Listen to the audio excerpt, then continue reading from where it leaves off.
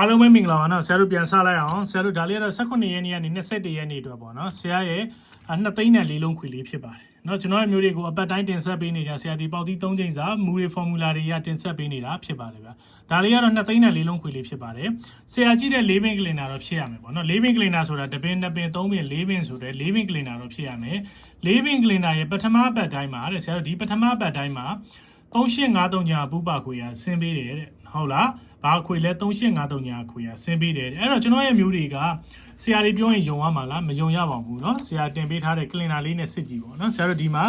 เนาะတော့၄ဘီကလင်နာရဲ့ပထမအဆုံးပတ်တိုင်းမှာ3853ညာခွေဒီ30လို့ထွက်တယ်395338ထွက်တယ်30ထွက်တယ်33ထွက်တယ်